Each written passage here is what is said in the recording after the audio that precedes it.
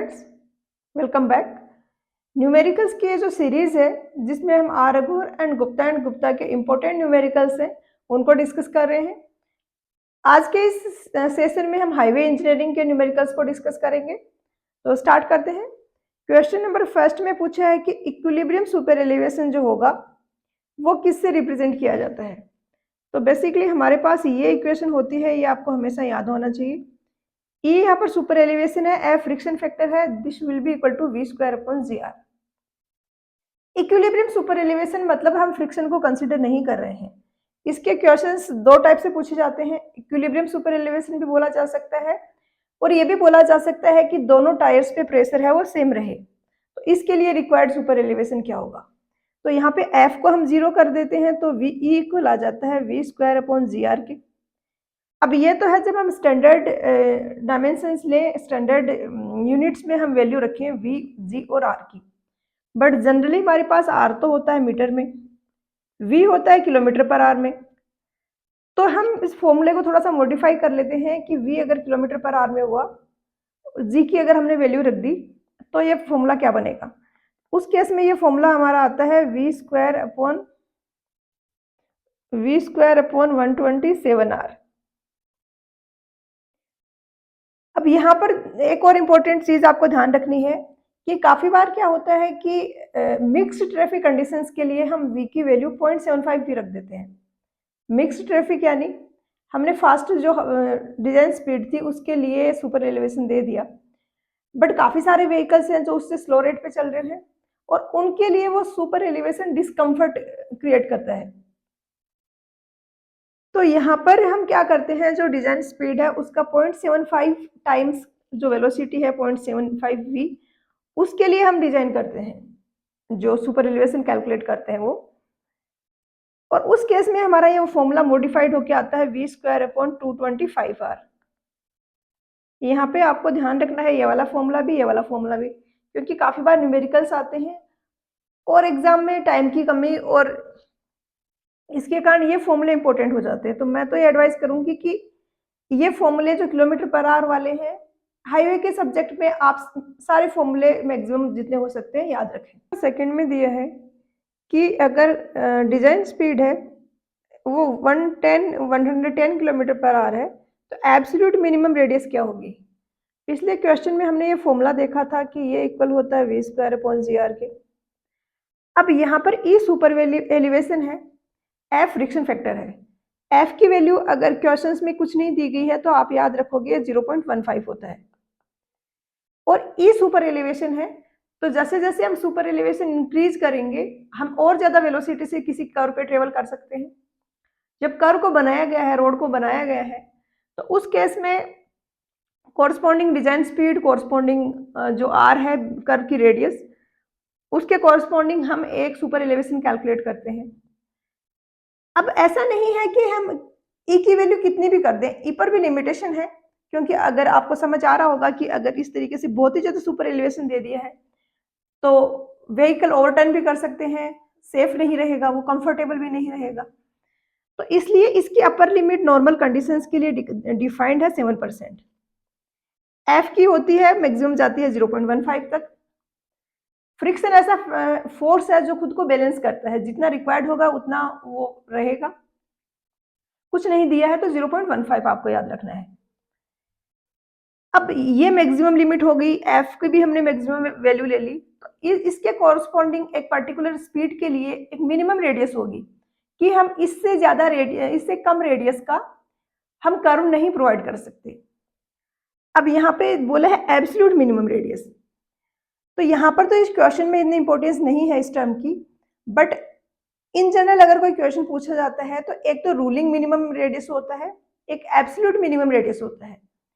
तो कैसे कैलकुलेट करते हैं, आपको डिजाइन स्पीड दी जाती है, एक तो नॉर्मल डिजाइन स्पीड, एक मिनिमम डिजाइन स्पीड। तो मिनिमम डिजाइन स्पीड को लेके आप जो मिनिमम रेडियस कैलकुलेट करोगे that will be absolute minimum radius. अब यहाँ पर आपको ये फॉर्मूला है, इसी में वैल्यू रखनी है कि E की वैल्यू मैक्सिमम है, F की भी मैक्सिमम है, तो उस केस में R की कितनी होगी मिनिमम वाली वैल्यू। तो ये हो गया 7%, तो मैं 0.07 लिख देती हूँ, ये 0.15 होता है। This is equal to v square upon 127r। अब अगर आपने इस फॉर्म में फॉर्मूले याद रखे हैं तो काफ़ी इजी हो जाएगा आपके लिए। जैसे कि यहाँ पर r कैलकुलेट करना है तो वी है 110 इंटू 110 डिवाइडेड बाई 127 इंटू 0.22। अब इसको अगर आप सोल्व करोगे यहाँ पर तो एक मैं शॉर्ट ट्रिक बताती हूँ आपको। ये क्या था 110 तो ये पॉइंट हटा देते हैं, यहाँ पे 100 आ जाएगा। 2 से ये 11 टाइम्स कैंसिल हो गया, 2 से ये हो गया 50 और 11 का ये हो गया 10। तो ऊपर हमारा बच्चा है 110 इंटू 10 इंटू 50। अब क्या करना है, 127 है ना, इस 127 को आप ले लीजिए 125। 125 लोगे तो आपके लिए सोल्व करना बहुत इजी हो जाएगा। अब क्या करना है, 127 लेने पे आपका आंसर आएगा कुछ 125 लिए है तो ऊपर ये 11 इंटू 5000 आ गया। 125 से हमने डिवाइड किया, 25 से ये गया 200, 25 से ये 5 और ये आ गया 40, तो 440 मीटर आ रहा है ये 127 लेने पर, सॉरी 125 लेने पर। तो वैसे तो यही आंसर हो जाएगा क्योंकि नियरेस्ट यही है। यहाँ पे अगर आपको कुछ ऐसे ऑप्शन मिलते कि 430, 450 तो इसमें फिर आप ये देखते कि आपने लिया है इसको 127 को मॉडिफाई करके 125 किया है, तो आपने आपका जो आंसर आ रहा है उसको थोड़ा सा इंक्रीज कर दिया है, एक्चुअल आंसर इससे थोड़ा सा कम आएगा। तो उस केस में फिर ऐसे ऑप्शंस हो तो 430 वाला आंसर होगा। ये 127 वाला जहां पर भी आ रहा है ना, आप इसको 125 लेके करोगे तो काफी इजी हो जाएगा और फिर आप अप्रोक्सीमेशन से फाइंड आउट कर सकते हो कि कौन सा आंसर होगा। इसकी आपको IS कोड में एक टेबल भी मिलेगी जिसमें हर एक पर्टिकुलर स्पीड के अकॉर्डिंग जो मिनिमम रेडियस है वो राउंड ऑफ करके दी गई है, बट वो रिमेंबर करना मुझे लग रहा है ज़्यादा डिफिकल्ट होगा। आप कंसेप्ट के साथ जाइए, आपका आंसर है वो आ जाएगा। क्वेश्चन नंबर 3 में दिया है कि मैकेनिकल एक्स्ट्रा वाइडनिंग रिक्वायर्ड क्या होगा अगर एक पेमेंट है उसकी विड्थ 10.5 मीटर है। तो अब यहाँ पर आपको पता होगा कि वाइडनिंग दो टाइप की होती है, एक हम साइकोलॉजिकल वाइडनिंग देते हैं और एक हम मैकेनिकल वाइडनिंग देते हैं। तो ये यहाँ पे मेरे इसमें इश्यू हो रहा है आज कुछ राइटिंग में, आईपैड में, इग्नोर कीजिए इसको। तो ये NL स्क्वायर अपॉन 2R ये तो होती है मैकेनिकल और ये होती है साइकोलॉजिकल। ये 9.5 है यहाँ पर। अब ये तो आपको दिख रहा होगा कि नंबर ऑफ लेन्स पे डिपेंड नहीं कर रही है, ये नंबर ऑफ लेन्स पे डिपेंड करती है। तो आपको पता होना चाहिए कि 10.5 मीटर की विड्थ का आपका पेमेंट है तो उसका ये कितना होगा, नंबर ऑफ लेन्स उसमें कितने होंगे। तो आपने क्या ध्यान रखना है, अगर 3.75 मीटर विड्थ है तो सिंगल लेन है, 7 मीटर है तो 2 लेन है, मल्टी लेन अगर है तो आप 3.5 इंटू n से मल्टीप्लाई कर दोगे। जैसे यहाँ पे 10.5 मीटर की विड्थ है तो 3.5 इंटू 3 10.5 आ रहा है, इट मीन्स 3 लेन है ये। तो 3 लेन में मैकेनिकल वाइडनिंग ही आपसे पूछा गया है सिर्फ, तो ये n की जगह आप 3 रख दोगे, NL 3L square upon 2RD हो जाएगा आंसर। क्वेश्चन नंबर 4 में दिया है कि परसेंटेज ग्रेड कंपनसेशन क्या होगा अगर रूलिंग ग्रेडियंट है वो 4% है और हॉरिजॉन्टल कर्व है जो मतलब हॉरिजॉन्टल कर्व की रेडियस है वो 760 मीटर है।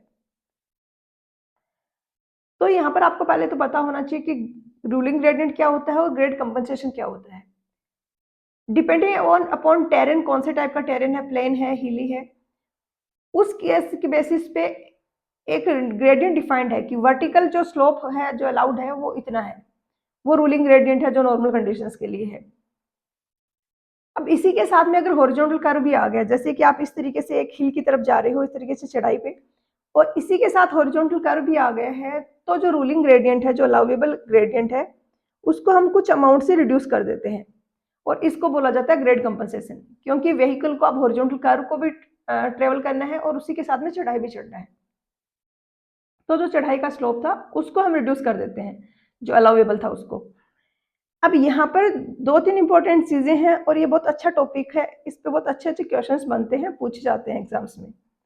यहाँ पर 2 फॉर्मूले दिए गए हैं। फॉर्मूला एक तो है ये 30 + R/R, इससे आप ग्रेड कंपनसेशन कैलकुलेट करेंगे, परसेंटेज में आएगा वो। लेकिन इसकी अपर लिमिट दी गई है ये, तो आप इससे कैलकुलेट करोगे, लेकिन इससे चेक भी लगाओगे। फॉर एग्जाम्पल इससे आ रहा है 2%, इससे आ रहा है 1%, तो फिर आप ये वाला लोगे, या इससे आ रहा है 1%, इससे 2%, तो फिर आप ये वाला लोगे, जो मिनिमम वाला है वो लोगे। इसी के साथ में एक और चीज वहां पर मेंशन की गई है कि रूलिंग ग्रेडियंट को 4% से कम नहीं करना है। अगर फॉर एग्जाम्पल इससे 1% आ रहा है, इससे 2% आ रहा है, बट आपका रूलिंग ग्रेडियंट ही 4% है, तो उसको रिड्यूस नहीं करेंगे। अगर 5% है रूलिंग ग्रेडियंट, तो उस केस में उसको 1% से रिड्यूस करके 4% कर देंगे। फॉर एग्जाम्पल अगर वो 4.5% होता, तो उसको 1% से रिड्यूस नहीं करते, क्योंकि 4% से कम नहीं करना है। 4% काफी कम ग्रेडियंट है माना जाता है, और इसके साथ में हॉरिजॉन्टल कर्व पे चलने पे कोई इश्यू नहीं होता है, दिक्कत नहीं आती है। तो नो कंपनसेशन आएगा इस वाले क्वेश्चन में। ये जो क्वेश्चन है 5th वाला, इसमें अगर देखें तो यहाँ पे क्या दिया गया है कि रूलिंग ग्रेडियंट 1/20 है, तो इसको हम पहले सबसे पहले परसेंटेज में कैलकुलेट करेंगे। 1/20 यानी 5% है। 4% से कम नहीं करना होता है, ये ध्यान रखना है। तो 1/20 यानी 5%। अब हम फॉर्मूले से कैलकुलेट करेंगे 30 + R अपॉन R, ये आया परसेंटेज में 30 + 76 डिवाइडेड बाई 76, ये आएगा आपका 0.03। और दूसरा 75 अपॉन R यानी 75 अपॉन 76, ये आएगा कुछ 0.098 के आसपास, सॉरी 0.98 के आसपास, 0.098 नहीं, 0.98 के आसपास।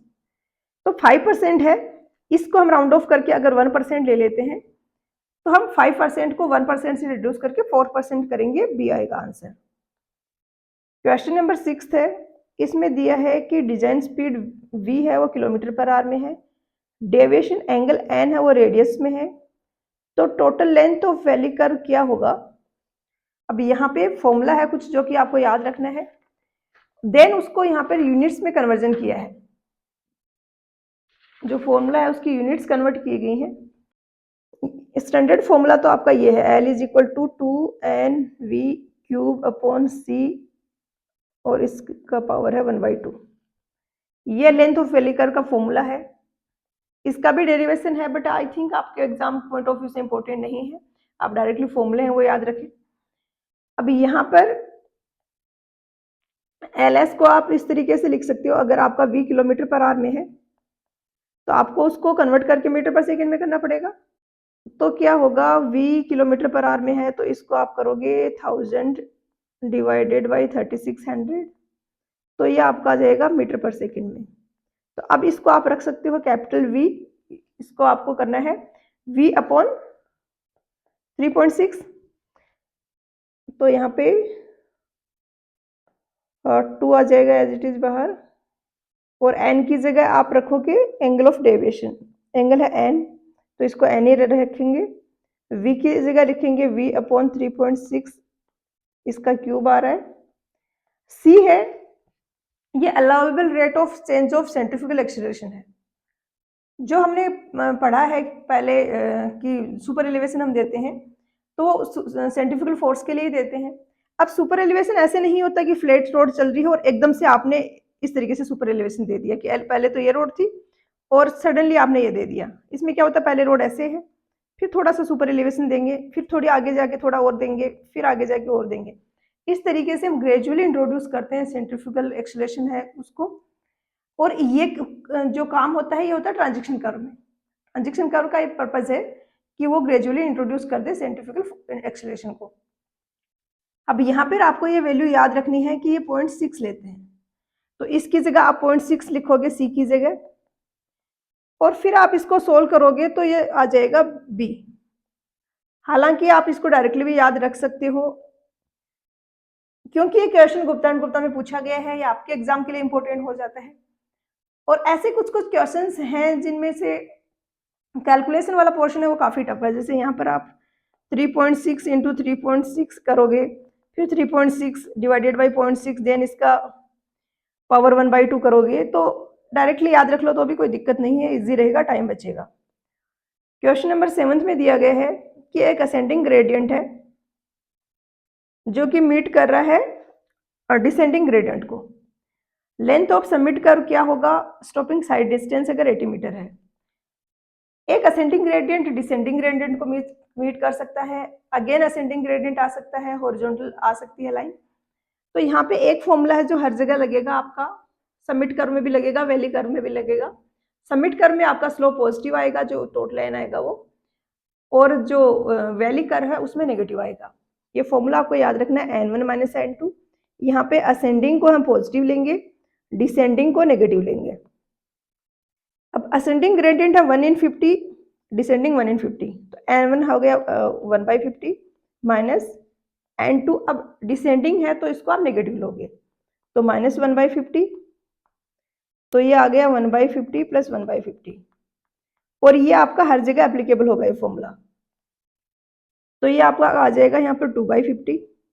अब यहाँ पर फॉर्मूले आपको याद रखने होंगे, दोनों ही फॉर्म में आप रख सकते हो। ये होता है वैसे फॉर्मूला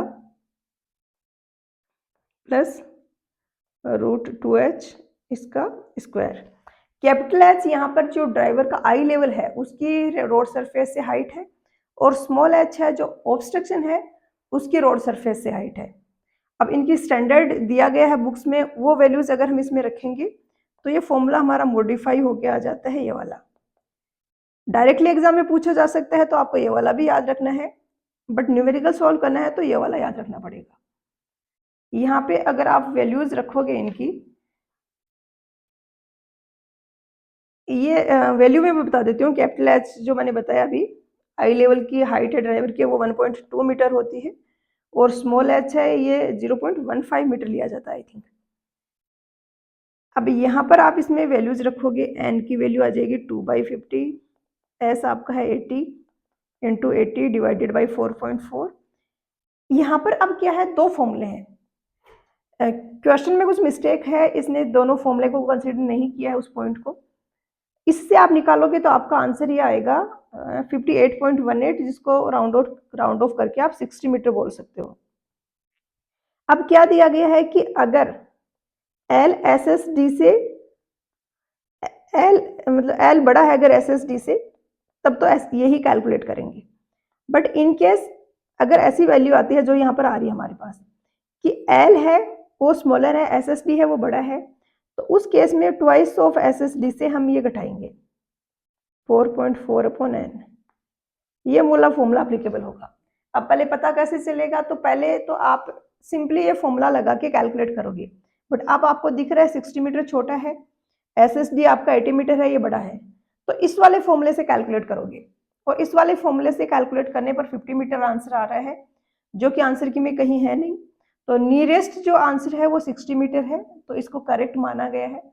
लेकिन एग्जाम में ज़्यादा एक्यूरेट आंसर भी पूछा जा सकता है। आपको पता होना चाहिए कि अभी जो हमारा आंसर आया है, इस तरीके से अगर आंसर आता है, एल है वो स्मॉलर आता है एसएसडी से, तो हम इस फॉर्मूले से कैलकुलेट करेंगे एल 2 इंटू 80 माइनस 4.4/n रखिए।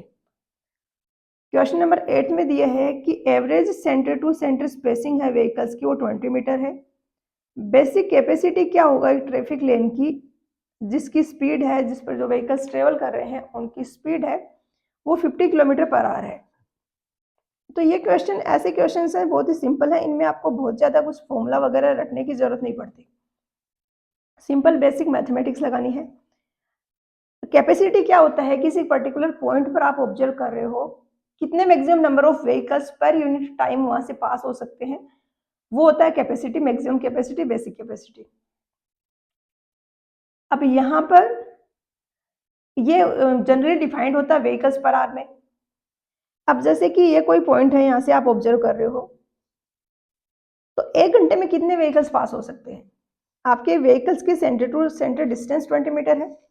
एक व्हीकल जैसे यहाँ पर है, दूसरा यहाँ पर है, तीसरा यहाँ पर है, ये इनके बीच की डिस्टेंस यूनिफॉर्म ही है, थोड़ा डायग्राम में बन नहीं रह पा रहा है। सेम हम मतलब आइडियली मानते हैं कि सेम साइज के व्हीकल्स हैं और उनकी बीच की डिस्टेंस है वो यूनिफॉर्म है।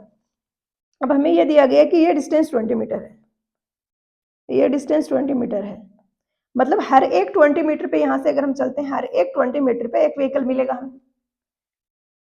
अब स्पीड है 50 किलोमीटर पर आवर, तो यहाँ से ये वाला व्हीकल फर्स्ट वाला पास होगा, सेकंड वाला, थर्ड वाला, ये सारे व्हीकल्स पास हो गए 1 घंटे की अगर मैं बात करूँ तो। 1 घंटे में यहाँ बैठ के काउंट कर रही हूँ इस पॉइंट पे, ऑब्जर्वर पॉइंट पे, कि कितने व्हीकल्स यहाँ से पास हो रहे हैं।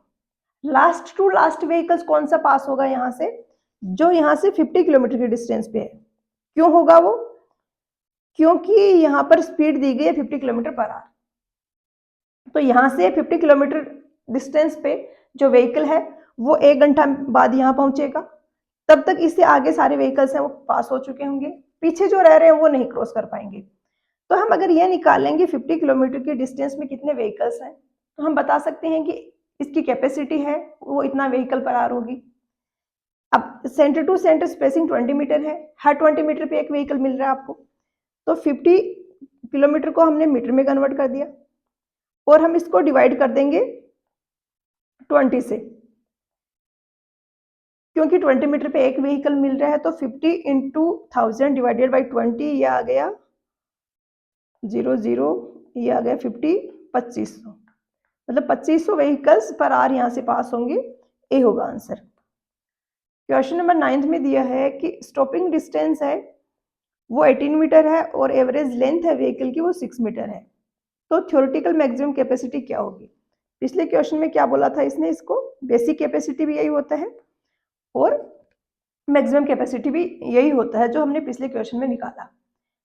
क्वेश्चन यहाँ पे इतना सा डिफर करता है कि इसने वेलोसिटी है वो मीटर पर सेकंड में दे दी है, पूछा है हमसे कैपेसिटी किलोमीटर पर आवर में ही है, और हमें सेंटर टू सेंटर स्पेसिंग ना देके हमें व्हीकल्स के बीच की डिस्टेंस और उनकी लेंथ दी है। तो सबसे पहले तो हम centre to centre spacing calculate कर लेते हैं।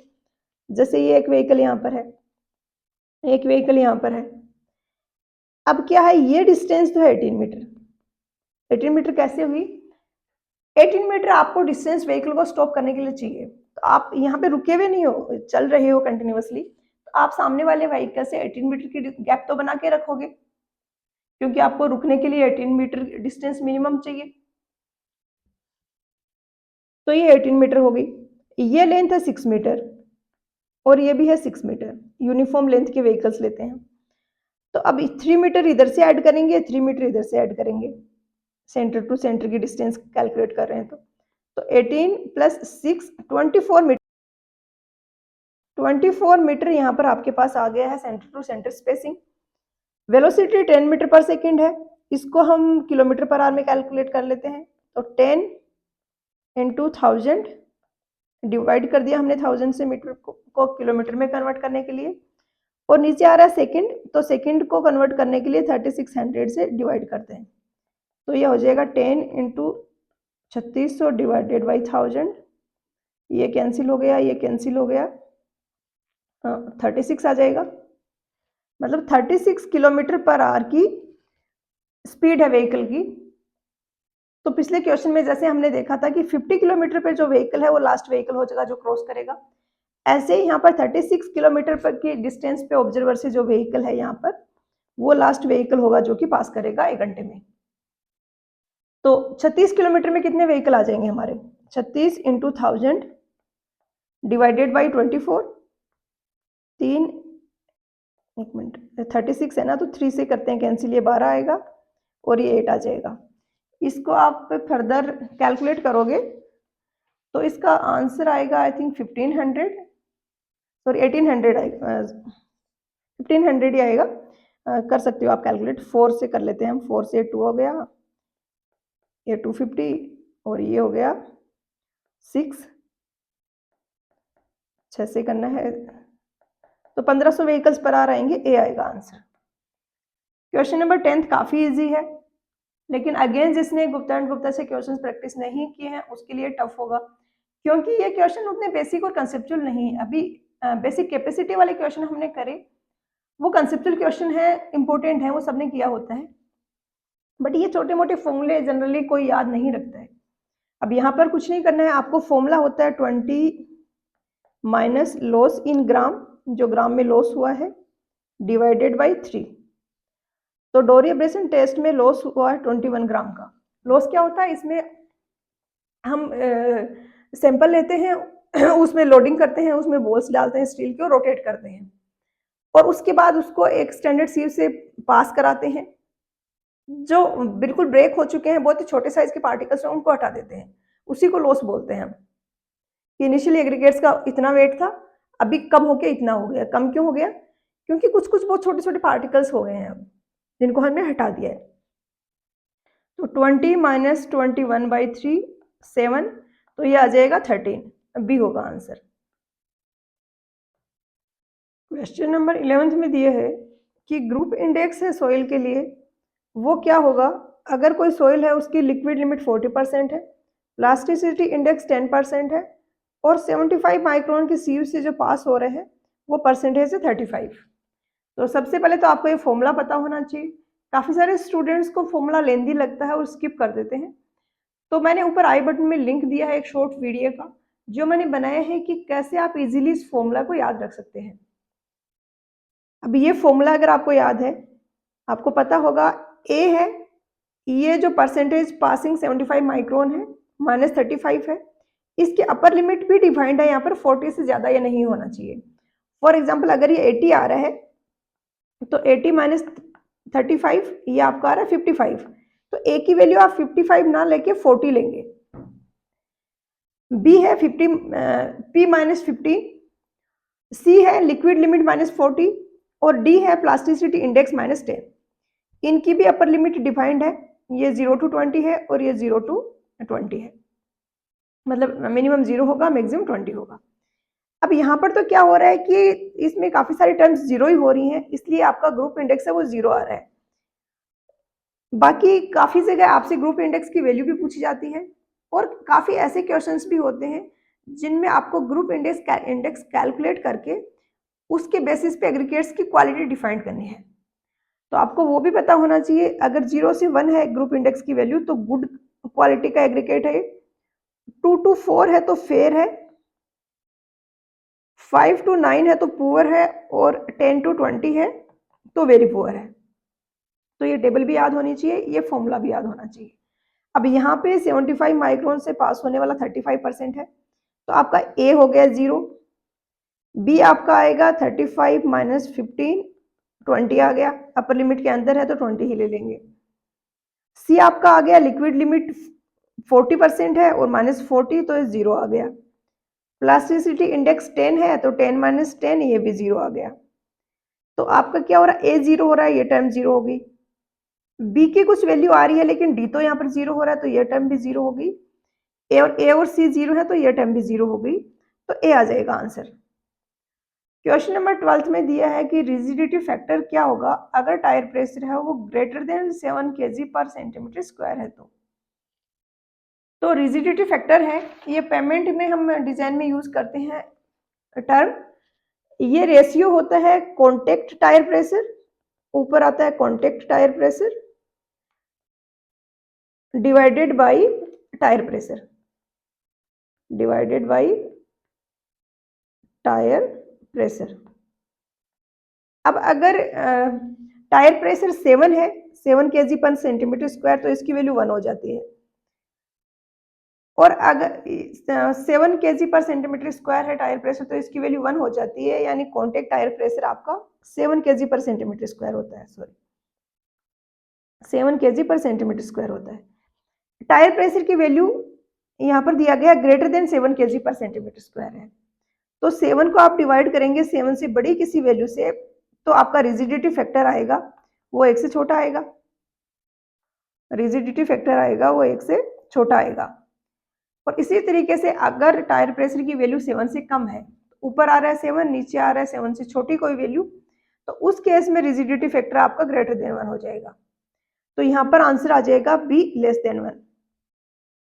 क्वेश्चन नंबर 13 में दिया है कि कहीं पर रोड बनाना है, वाटर बाउंड मैकेडम रोड, जिसमें 1 किलोमीटर लेंथ है, 10 mm की थिकनेस है, पर मीटर विड्थ के लिए एग्रीगेट रिक्वायर्ड क्या होगा। तो यहाँ पर सबसे पहले तो हम टोटल वॉल्यूम कैलकुलेट करेंगे रोड का, कलेक्ट करेंगे रोड का। तो 1 किलोमीटर यानी 1000 मीटर, थिकनेस है 10 mm, इसको मीटर में कन्वर्ट कर देंगे, इंटू 1 मीटर विड्थ के लिए हमें करना है, तो ये आएगा हमारा 10 मीटर क्यूब। अब जैसे कि आपने देखा होगा कंक्रीट वगैरह में जब आप कैलकुलेट कर रहे हो एग्रीगेट्स का वॉल्यूम, सीमेंट का, सैंड का वॉल्यूम, तो हम देखते हैं कि अगर हम ड्राई वॉल्यूम कुछ 1.2 मीटर क्यूब लेते हैं डिफरेंट इंग्रेडिएंट्स का, तो हमें कंक्रीट का वॉल्यूम मिलता है वो 1 मीटर क्यूब मिलता है, क्योंकि वो एक दूसरे के अंदर जो स्पेस है उसको ऑक्यूपाई कर लेते हैं। जो एग्रीगेट्स हैं, छोटे एग्रीगेट्स हैं, वो बड़े एग्रीगेट्स के बीच में। तो सेम ऐसा ही यहाँ पर होता है, जब इसको कॉम्पैक्ट करते हैं तो इसका इनिशियली एग्रीगेट्स का जो वॉल्यूम लिया है, इनिशियली क्या किया आपने, एग्रीगेट्स को एक्युमुलेट करके उसका वॉल्यूम ले लिया है, और कॉम्पैक्ट करने के बाद में जो वॉल्यूम होगा वो सेम नहीं होगा। तो यहाँ पर हमें क्या करना है, हमें 20% एक्स्ट्रा लेना है वॉल्यूम। हम मान रहे हैं कि 1.2 मीटर क्यूब वॉल्यूम अगर हम एग्रीगेट्स का लेंगे, तो जो कॉम्पैक्टेड रोड होगी हमारी, उसका जो वॉल्यूम हमें मिलेगा वो 1 मीटर क्यूब मिलेगा वहां पर। तो यहाँ पर 20% एक्स्ट्रा लेंगे तो ये आ जाएगा 12 मीटर क्यूब। सी होगा आंसर। क्वेश्चन नंबर 14 में दिया है कि कोई हिल रोड है जिसका रूलिंग ग्रेडियंट 1/20 है, हॉरिजॉन्टल कर्व है जिसकी रेडियस 80 मीटर है, तो कंपनसेटेड ग्रेडियंट क्या होगा। सबसे पहले तो यहाँ पर पॉज करें वीडियो को और इस क्वेश्चन को खुद से सोल्व करें। इसका जो भी कंसेप्ट है, फॉर्मूला है, हम पहले कवर कर चुके हैं। थोड़ी सी एक नई चीज आ रही थी तो मैंने ये क्वेश्चन डाल दिया है यहाँ पर। क्या होगा आपका, ग्रेडियंट आएगा ग्रेडियंट आएगा 1/20, 1/20 यानी 5%। और इस रेडियस से अब आप जब आप कैलकुलेट करोगे तो एक तो आएगा 30 + r/r, इससे आएगा 30 + 80/80। इसको सोल्व करेंगे तो ये 1.375 आएगा, और दूसरा आ रहा है 75/r यानी 80, तो ये आएगा 0.9375। मिनिमम वाला लेंगे दोनों में तो 0.9375 लेंगे, यानी 5% से आप उसको घटा के 0.9375 कुछ करोगे तो ये 4% से थोड़ा सा ज्यादा आएगा। 4% को मैं कैसे रिप्रेजेंट करती हूँ, 1/25। इनिशियली मेरा 1/20 था, अभी मुझे 4% करना होता तो 1/25 होता, बट इससे थोड़ा सा बड़ा आ रहा है क्योंकि 1 नहीं आ रहा है, 1 से कुछ छोटी वैल्यू आ रही है। तो अब मुझे समझ आ गया कि ग्रेडियंट होगा वो 1/20 से 1/25 के बीच में होगा। तो 1/15 और 1/17 तो नहीं होगा, क्योंकि यहाँ पर तो हमने बढ़ा दिया, ग्रेडियंट को बढ़ाना नहीं है, हमें कम करना है, तो दोनों गलत हो गए। उसके बाद 1/27 और 1/25। तो 1/27 क्या आ रहा है, 1/27 तो 4% से भी कम आ रहा है, तो 4% से तो कम हमें नहीं कर देना ग्रेडियंट को। आई थिंक ये 1/27 वाला जो आंसर दिया है इन्होंने, इस वैल्यू के कॉरस्पॉन्डिंग दिया होगा कि किसी ने लिमिट नहीं लगाई और इसी के बेसिस पे कैलकुलेट कर लिया, तो गलत आंसर टिक करेगा फिर। अब आप देखोगे तो सबसे नियरेस्ट ऑप्शन है वो 1/25 ही है। तो आपको थोड़ी ट्रिक्स भी लगानी है कैलकुलेशंस में।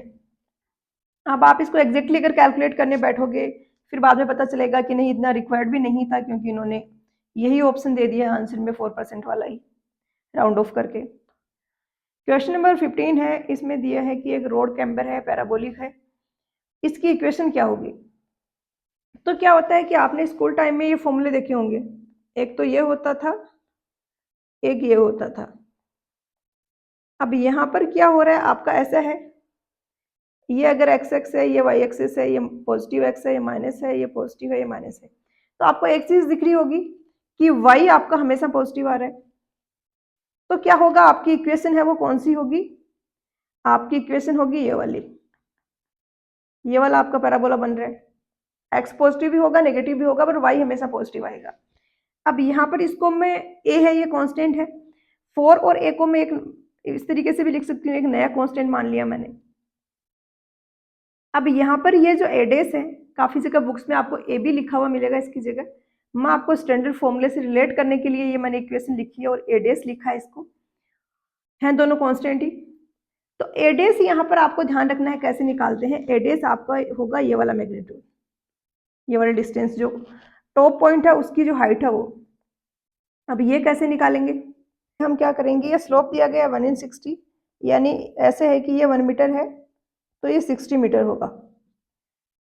तो ये 1 मीटर है तो ये 60 मीटर होगा। ये अगर 7.5/2 मीटर है तो ये होगा 60 इंटू 7.5/2। तो ये आपका आइडियस आ गया है। इसको आप सोल्व करोगे तो 75 इंटू 30 ये आ जाएगा कुछ 225। तो ये इक्वेशन आ गई। अब आपकी ये मॉडिफाई होके क्या हो जाएगी, x square is equal to 225 y, y is equal to आ जाएगा एक्स स्क्वायर अपॉन 225, डी आएगा आंसर। क्वेश्चन नंबर 16 में दिए है कि एक हॉरिजॉन्टल कर्व है जिसकी रेडियस 100 मीटर है, डिजाइन स्पीड है वो 50 किलोमीटर पर आवर है, design coefficient of lateral friction 0.15 है। तो रेट ऑफ सुपर एलिवेशन क्या होगा, फुल लेटरल फ्रिक्शन कंसिडर किया जाए उसके लिए। मतलब हमें एफ की वैल्यू है वो 0.15 लेनी है और उस केस में सुपर एलिवेशन कैलकुलेट करना है। अब यहाँ पर अगेन वो फॉर्मूला हम अप्लाई करेंगे, E plus F is equal to v square upon 127 R. यहाँ पे 0.15 आएगा, यहाँ पर ये आपको निकालना है, is equal to 50 into 50 divided by 127 into 100। इसको जब आप सोल्व करोगे तो ये 1/20 के अराउंड आएगा। 1/20 कब आएगा, जब आप इसको 125 ले लेते हो तो 120 आ रहा है। 127 लोगे तो और भी कम आएगा, और भी कम आएगा, तो मतलब यहाँ पर ये वैल्यू आ रही है 20 से भी कुछ बड़ी आएगी, तभी सुपर एलिवेशन की वैल्यू छोटी आएगी। समझ रहे हैं आप ये रिलेशन जो मैं रिलेट कर रही हूँ, जो कि 127 की जगह 125 लेने पे हमारी ई की वैल्यू 1/20 आई है। अगर मैंने यहाँ पे 127 लिया होता तो ई की वैल्यू है वो और भी कम आती। ई की वैल्यू कब आती, जब डिनोमिनेटर में जो यहाँ पर आ रहा है इसकी वैल्यू 20 से कुछ बड़ी आती। तो यहाँ पर ए होगा आंसर। क्वेश्चन नंबर 17 में दिया है कि मैक्सिमम सुपर एलिवेशन जो प्रोवाइड किया जाना है वो है 1/15, और यहाँ पर दिया गया है कि rate of change of super elevation जो स्पेसिफाइड है, जो अलाउड है, वो 1/120 है। रोड विड्थ है वो 10 मीटर है। तो minimum length of transition curve क्या होगा। जैसा कि मैंने पिछले क्वेश्चंस में बताया कि इस तरीके से हम एक साइड का एज होता है रोड का, उसको इस तरीके से रेज कर देते हैं, ये होता है सुपर एलिवेशन। और क्यों देते हैं, क्योंकि हमें सर्कुलर कर्व पे व्हीकल को ट्रेवल कराने के लिए एक सेंट्रीफ्यूगल फोर्स चाहिए होता है। अब अगर जहां पर भी सर्कुलर कर्व स्टार्ट हो रहा है वहां पर हम इसको एकदम से नहीं दे देंगे कि स्ट्रेट रोड है तो बिल्कुल फ्लैट है और एकदम से आपने ये सुपर एलिवेशन दे दिया। ये डिजायरेबल नहीं है, कंफर्टेबल नहीं होगा, जो ट्रेवल कर रहे हैं उनके लिए सेफ भी नहीं होगा। तो इसके लिए जो सुपर एलिवेशन है इसको ग्रेजुअली इंट्रोड्यूस किया जाता है कि इनिशियली 0 था सुपर एलिवेशन, धीरे धीरे हमने एक पॉइंट पे जाके इसको थोड़ा सा रेज किया। इसे आगे दूसरी जगह पे अगर देखें तो हमने जो एलिवेशन है वो थोड़ा ज़्यादा दिए है, और ऐसे करते करते हम इसको इंक्रीज करके जो रिक्वायर्ड है उतना कर देते हैं। और ये जो हम सुपर एलिवेशन को स्लोली ग्रेजुअली इंक्रीज कर रहे हैं ये होता है ट्रांजिशन कर्व में। अब हमें 1/15 का स्लोप देना है, तो हमें ये राइज कितना करना होगा। हमारे जो रोड है उसकी विड्थ है 10 मीटर, इस तरीके से है, ये मान लिया हमने कि एक्स है। तो स्लोप 1/15 का है, तो 1/15 के स्लोप के लिए एक्स की वैल्यू क्या होगी, 1/15 is equal to x divided by 10। यहाँ से एक्स की वैल्यू आ गई आपकी 2/3, एक्स 2/3 है। अब हमें पता चल गया कि हमें एक साइड का एज है उसको 2/3 मीटर से रेज करना है। अलाउड क्या है, 120 मीटर में 1 अलाउड है। तो 2/3 के लिए कितनी डिस्टेंस चाहिए होगी, 1/2 इंटू 1/20 इंटू 2/3। अगर ये 1 मीटर आता हमारा एक्स तो 120 मीटर की लेंथ रिक्वायर्ड होती। अभी 2/3 ही हमें चाहिए, तो 120 इंटू 2/3 80 मीटर आ जाएगा आंसर। क्वेश्चन नंबर 18 में दिया है कि जो रिलेशनशिप दिया गया है u और k के बीच में, ये है u is equal to 55 minus 0.44 k। यहाँ पर ट्रैफिक डेंसिटी है। दो टर्म होती है k और q, वो आपको बहुत क्लियर होनी चाहिए। बहुत ही सिंपल टर्म है। k होता है number of vehicles per unit length, यानी किसी रोड में आपने 1 किलोमीटर का कोई स्ट्रेच लिया है, उसमें जितने नंबर ऑफ व्हीकल्स हैं वो उस रोड की ट्रैफिक डेंसिटी है। एक दूसरा होता है ट्रैफिक फ्लो। इसके लिए हम क्या करते हैं, जैसे ये रोड का स्ट्रेच है, यहाँ पर कोई ऑब्जर्वर है, वो नोट कर रहा है कि यूनिट टाइम में जितने नंबर ऑफ व्हीकल्स पास हो रहे हैं वो फ्लो है। ट्रैफिक वॉल्यूम भी बोला जाता है, ट्रैफिक फ्लो भी बोला जाता है। अब यहाँ पर ट्रैफिक फ्लो है, इसको अगर हम 1 आवर के मतलब यूनिट टाइम है उसको 1 आवर ले रहे हैं, तो ये हो जाएगा number of vehicles per hour. इसको हम क्यू से डिनोट करते हैं फ्लो को, ये होता है नंबर ऑफ व्हीकल्स, ये वी से व्हीकल्स है, डिवाइडेड बाई टाइम आर में। ट्रैफिक डेंसिटी है number of vehicles divided by unit length, यानी यूनिट लेंथ को अगर किलोमीटर में लेते हैं तो किलोमीटर पर किलोमीटर जितने नंबर ऑफ व्हीकल्स है वो। अब क्यू, के और यू में एक यूनिक रिलेशन होता है, और अगर आपको ये डेफिनेशन पता है तो आप रिलेशन खुद लिख सकते हो। क्यू इक्वल होता है के इंटू यू के, क्योंकि के होता है व्हीकल्स पर किलोमीटर और यू होता है किलोमीटर पर आवर। तो इनको जब आप मल्टीप्लाई करेंगे तो व्हीकल पर आवर आ जाएगा, जो कि क्यू होता है ट्रैफिक वॉल्यूम या ट्रैफिक फ्लो। क्वेश्चन में हमें इक्वेशन दी है यू की, के की टर्म में, हमसे पूछा मैक्सिमम फ्लो क्या होगा, मतलब मैक्सिमम क्यू हमें निकालना है।